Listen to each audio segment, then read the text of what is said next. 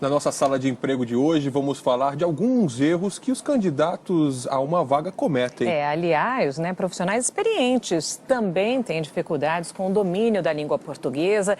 Quem conta tudo pra gente agora é Verusca Donato. Boa tarde, Verusca. Boa tarde, Sandra, Evaristo. Pois é, vejam só, São erros de português que começam logo no currículo e são erros que eliminam na primeira etapa, que é a da entrevista de emprego.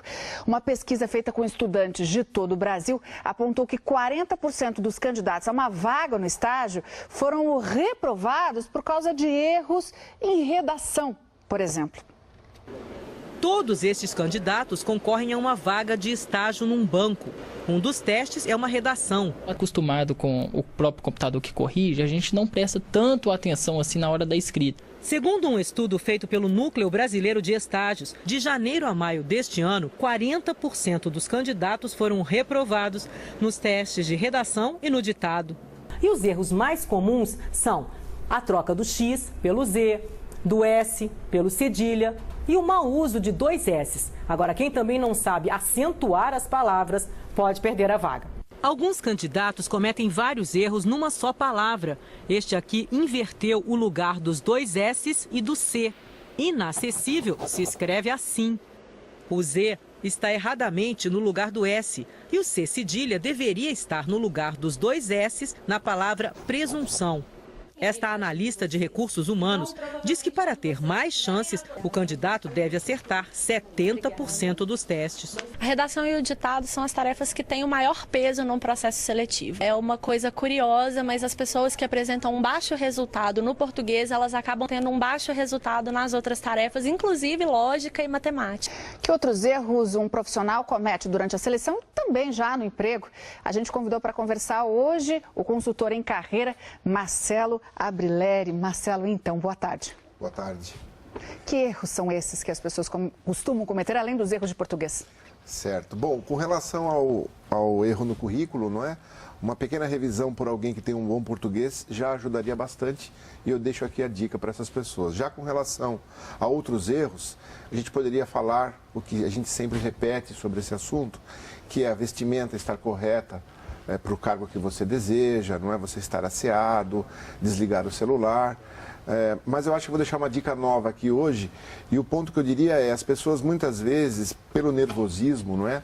Elas se vendem muito mal. Então é comum você ter bons profissionais, mas naquele momento ele não consegue se apresentar e mostrar todas as qualidades e competências que ele tem. Talvez para corrigir isso, então uma boa preparação, conhecendo melhor a empresa e tudo, ajudaria nesse momento. Marcelo, como se vender, Essa é a questão. A gente ouve muito falar, assim, em atitudes positivas, O que significa isso na prática? Ok.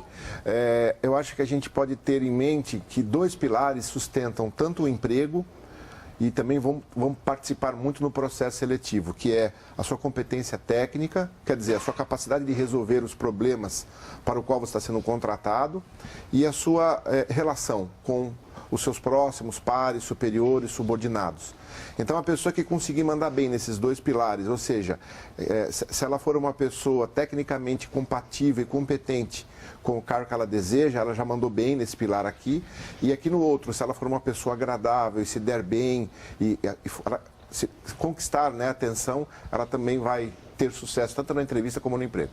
Bom, falar em público também é uma dificuldade para muita gente. 34% das pessoas temem isso, Cristina Vieira? Você que está aí numa sala, boa tarde. Oi, Verusca, boa tarde a você, boa tarde a todos. Nós estamos numa aula de oratória. Uma das dicas é conhecer bem o assunto e fazer um roteiro do que será falado. Professor, quais as técnicas que podem fazer a diferença nessa hora? Primeiro momento, trabalhar com a técnica de ancoragem, que é você olhar para 2 ou 3 pessoas no público, isso vai auxiliar para você falar com mais segurança.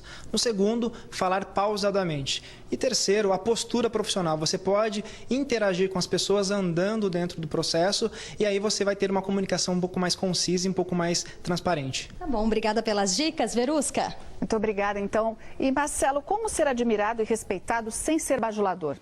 Acho que diria que o limite é você ter respeito com você mesmo, Na hora que você começa a desrespeitar a si próprio, e nem você respeita você, como é que você vai querer que outras pessoas te respeitam? Então, ser agradável é uma coisa, mas exagerar nisso, você passa a ser bajulador e deixa de ser querido. Uma pergunta rapidinho para o nosso entrevistado. Um funcionário, a gente está falando de falar em público, um funcionário pode ser tímido e falar bem em público? Pode. Não é uma coisa muito comum, mas eu diria até que pode. A timidez ela tem muito a ver com o medo de errar.